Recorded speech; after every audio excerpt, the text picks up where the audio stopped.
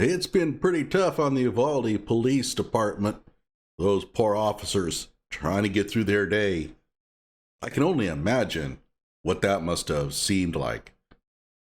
So think about a police officer for the Uvalde Police Department going through his regular routine, right? Oh, I'm sure he's pulling people over for speeding tickets, but I wonder if the drivers are asking him, why don't you go and get some real criminals? Oh, that's right. Those are pretty scary. I can understand why you're writing us tickets. I bet they're getting a lot of that. But can you imagine going home and trying to relax after a day working on the Uvalde Police Department? It must go something like this. The cop shows up at his house and he sits down and his wife goes, "Honey, how was your day?" "Oh, it was pretty rough, I'm telling you.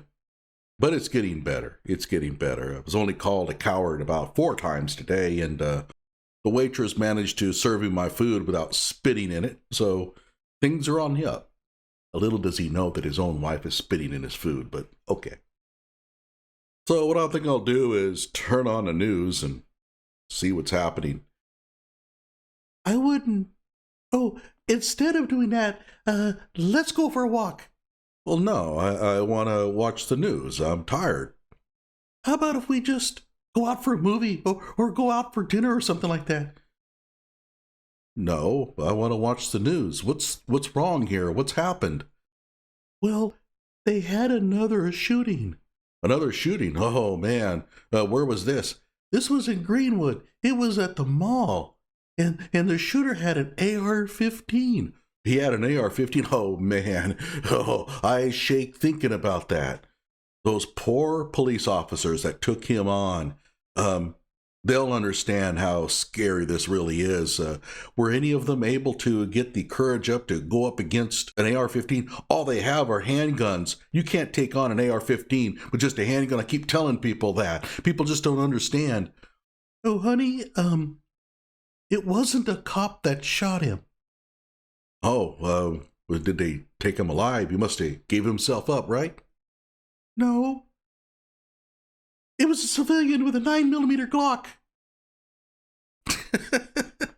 Can you imagine the blood draining from this man's face? AR-15 rifle taken out with a 9mm Glock.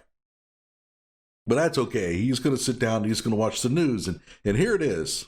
15 seconds. That's how quickly that Greenwood Mall shooting came to an end. From the time the suspect left the food court bathroom to the time he was taken out, 15 seconds.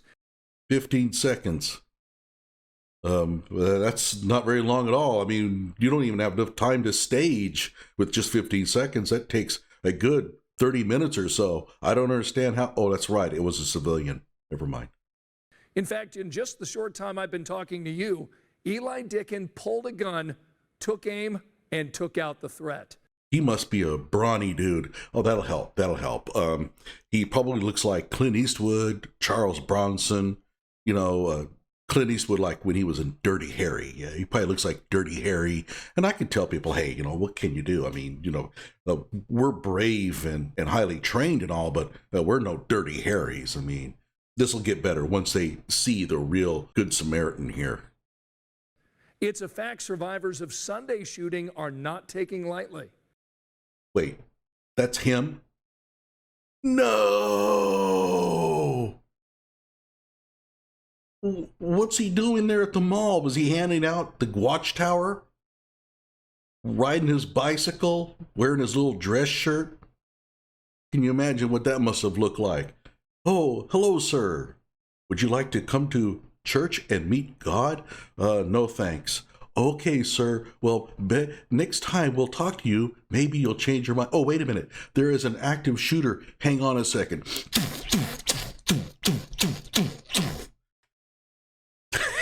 That's what it must have looked like. Of all the people to have take out the shooter, it's this guy. At any rate, we're going to watch a press conference with the police department of Greenwood, and they're going to line up and tell us how great they were. Hello out there. I am trying to get through. With his powerful brainwaves cradled in the warmth of reasoning, it's time for Johnny Walker Dread to straighten you out on a thing or two. Emanating all the way from exciting Las Vegas, Oklahoma, it's the Johnny Walker Dread Show. All right. This is the press conference hosted by the Greenwood Police Department, well, the city of Greenwood, after the shooting. And our heroes are going to line up and tell us how brave they were and how tough things were on them. Let's go. Look at them lined up there. Our heroes. Just to be clear, I'm not really bagging on them. They did their job, but they weren't really needed. Good afternoon. My name is Mark Myers. I'm the mayor of Greenwood. Thank you for being here today. Today's not an easy day for the city of Greenwood. Today is very tough. It's been a hard night for our police officers, our firefighters, everyone else involved here today. And I want Yeah, it was made easier by the fact that a civilian took out the shooter for you. to thank all those departments for their assistance. Before Chief Isom gets up, I have a few comments I'd like to make. I'll not be able to say anything that's already been said by so many other sites of these mass shootings here in America. Well, if they've already been said, then sit down. We don't want to hear it. I don't want to be among the mayors that has to share these statements, but sadly I am. I grieve for these senseless killings, and I ache for the scars that are left behind on the victims and on our community. No, Lord. Who wrote this? And as we stand here in shock, I'm proud of my first responders who instantaneously responded to the scene. Oh, yeah, they were great. The men and women of the Greenwood Police Department, the Greenwood Fire Department, the Johnson County Sheriff's Office, the Indianapolis Metropolitan Police Department, the FBI, the ATF, and other departments as well. We want to thank them for their assistance in this operation last night. Thank all of those who did that, who've reached out to us and who are reaching out to our people to support us. And also, we're very thankful for a young 22-year-old man who stopped this violent act. This young man, Greenwood's Good Samaritan, acted within seconds, stopping the shooter and saving countless lives. Our city, our community, and our state is grateful for his heroism in this situation. Chief Isom will give you some information on him in a few minutes. He's a young man processing a lot. I ask that you give him space and time to be able to process what he's gone through last night. What he's doing is calling every girl he knows. Yeah, that was me. I'm telling you, that was me. Well, I wouldn't call me a hero. I mean, even though it was kind of brave and I aimed really well and I took out the shooter and saved a lot of lives, but hero, okay. With that, I'll turn it over to Chief Isom. Thank you, Mayor. I first want to start by introducing some of the individuals standing behind me. Why? They didn't do anything. This was a collaborative effort from many agencies. I have been involved over the course of my career in multiple multi-agency, both federal, state, and local training efforts and active shooter trainings. Active shooter trainings. Those came in really handy. Many of them at the Greenwood Park Mall. We work out the problems in those trainings so that when it counts like it did last night, we have all of these agencies coming together just like they did, working seamlessly, working together for a common purpose, everybody knowing their role. And last night was a true testament that training pays off. Oh, absolutely. Well, having somebody to take out the shooter for you, that helps too. He's bragging about the active shooter training that they have all undergone. Behind me, I have Herb Stapleton, Special Agent in charge of the Indianapolis FBI. Daryl McCormick, Agent in charge of the ATF. Josh Watson, Lieutenant from the Indiana State Police. Commander Ron Hicks from IMPD. Sheriff Dwayne Burgess from the Johnson County Sheriff's Office. Fireman Chad Tapman from the Greenwood Fire Department, and Coroner Mike Pruitt. With that being said, I'm going to turn this over to the coroner for just a moment so that he can talk to you more about the victims. Then I will get back up and give you some specifics on what we know about the shooter, the Good Samaritan, and the events that occurred last night. Coroner. Okay, so he's going to come in here and tell us that the shooter and the victims were all killed by gunfire. Thank you, Chief. Johnson County Coroner Michael Pruitt. Does this guy look like Al Bundy? Or is it just me?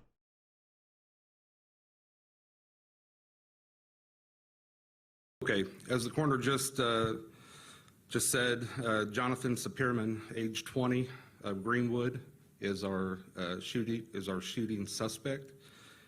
He was pronounced deceased at the scene. He is 20 years old. He has a juvenile record and no criminal history as an adult. His past incidents with the Greenwood Police Department include minor offenses as a juvenile, such as a fight at school and being a juvenile runaway. That's one thing that's interesting, is that these mass shooters don't typically have vast criminal backgrounds. He does not drive. We believe that he walked to the Greenwood Park Mall last night. We were told by family members that he typically walks or Ubers to wherever he needs to go. We know the ATF, their specialty is weapons. As soon as we got in and started processing the crime scene last night, the ATF took the serial number information and immediately began the process of tracking down when and where those guns were purchased. If you have questions from the ATF representative here, once I'm done, he will be available to answer more specifics. The BATF is really after the Good Samaritan's gun. That's the one that's probably getting questioned. However, the weapon used by Mr. Sapirman last night was a Sig Sauer Model 400M 5.56 caliber weapon, rifle.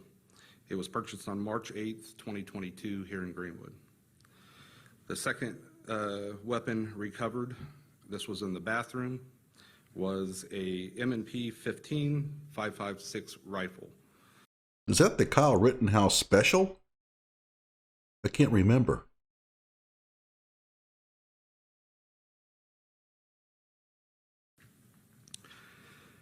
We did locate a cell phone belonging to Mr. Sapirman and a toilet in the stall in the bathroom. We believe he placed it there prior to exiting the restroom to begin his shooting spree.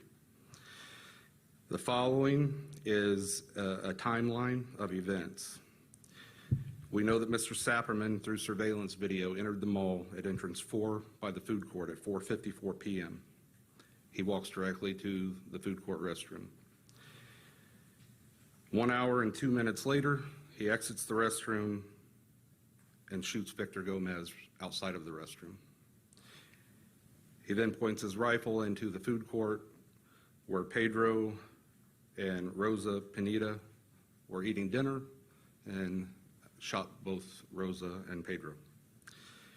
He then fired several more rounds into the food court, striking a 22-year-old female who is currently recovering from a leg wound at Eskenazi Hospital, and a bullet fragment believed to have ricocheted off of a wall did strike a 12-year-old female who was running towards exit 4 in the back. That was a minor wound treated at the hospital. They did remove a small piece of metal jacket, most likely from a ricochet. At 5:57 p.m., the shooter was confronted by our Good Samaritan, who I will identify in just a moment. The Good Samaritan was armed with a pistol and engaged the shooter as he stood outside the restroom area firing into the food court. The shooter fired several rounds, striking the suspect. The suspect attempted to retreat back into the restroom and fell to the ground after being shot.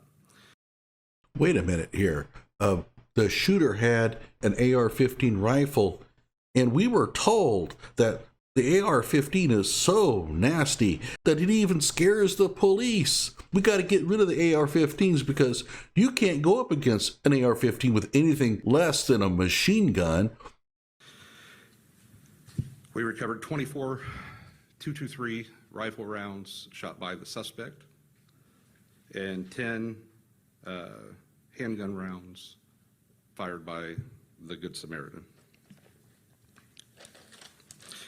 The Good Samaritan, once again, he has authorized us to release his name. He is requesting you give him time to process and grieve himself before reaching out to him. I bet you had to do a lot of arm bending to get that name released. Would you like us to release your name? Well, hell yes. You think I went and shot that dude for nothing? Are you kidding me? You tell the whole world it was me. By the way, I don't want anybody to get the wrong impression. The dude did awesome, okay? That was really, truly incredible. His name is Elijah Dickin, and that is spelled Elisjsha, and he resides in Seymour, Indiana. Now, how in the hell did they come up with that spelling? I have no idea. He was at the mall last night with his girlfriend, shopping. Ex-girlfriend. He's calling every chick in town. I kid.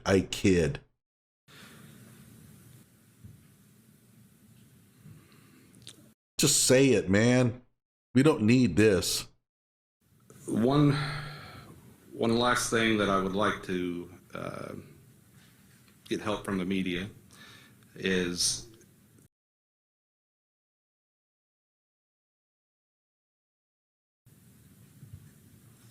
Chief, can you tell us about the Good Samaritan?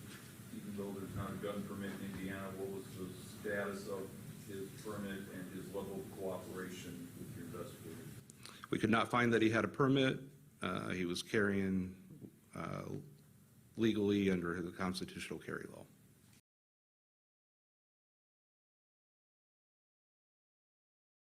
What kind of firearm? They want to know, did he violate any laws?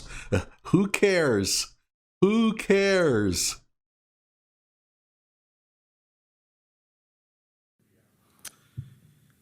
He had a Glock handgun, I believe. One other question, you identified They're going after the shooter. Did he have a concealed permit? Was he legally carrying his gun? Never mind that he probably saved a whole bunch of lives. They're still wanting him under the jail.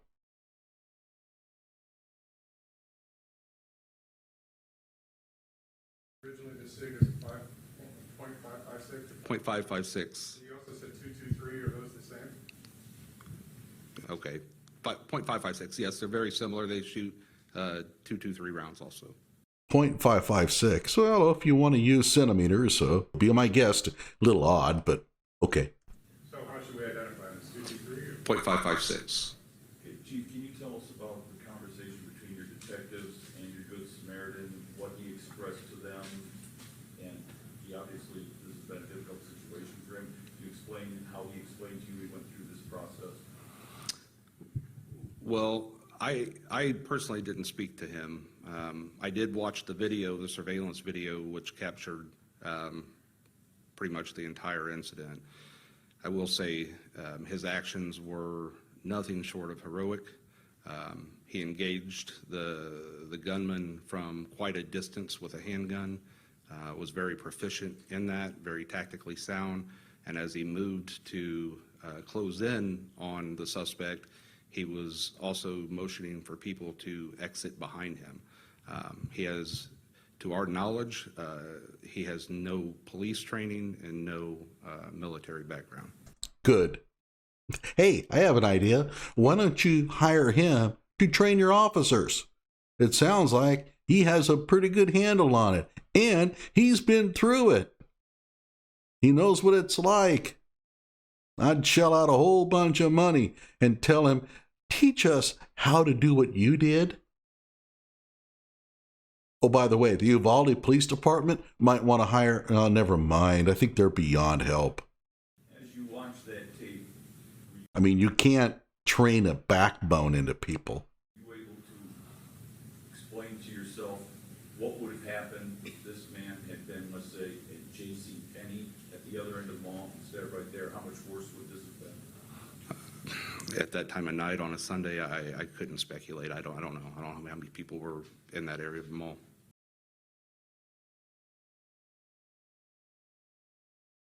Chief, you talked that training paid off, as you trained before with other agencies. Can you, without giving away the trade secrets, explain how you were able to coordinate with your fellow law enforcement to respond and reach a successful situation? Sure. So in an incident like this, when an active shooter situation goes out, there's several. First thing that happens is officers from other agencies hear it dispatched, officers at home get pages, officers in the area that might be off duty in their vehicles with radios on all hear it, and they automatically expedite to the scene. So we have a lot of self-reporting LEOs that may not be on duty from other agencies. Basically, everybody runs to help, which is great, but it can also be chaotic and cause problems if it's unorganized. So Oh yeah, we got to organize first. We can't just go in there and take care of the situation. We got to organize. first thing that we have to do is create staging points. Got a stage. You can mingle around and decide who's going to do what. In the meantime, you hear, toom, toom, toom, toom, toom, Okay, guys, now, how are we going to do this? So who's going to go take the lead here? Who's taking point?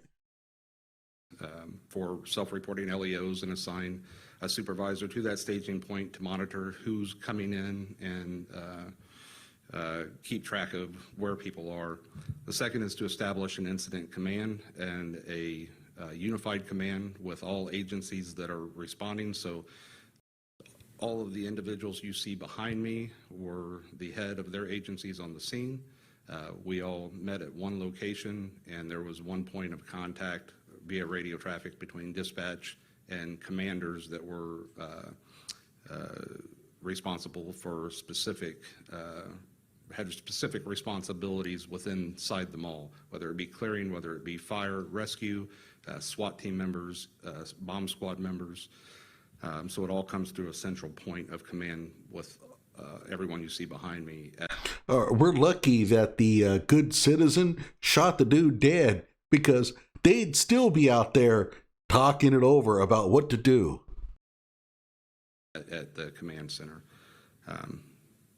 We also obviously have to prepare for media, have to prepare for people that are looking for loved ones, reunification sites, for those who don't know where their loved ones are to gather. So we immediately established that at our training center and got that out on social media and within the media for family members to report there. I have an idea. Call your loved ones on their cell phones. If they're still alive, they'll probably tell you, and they'll probably tell you where they are.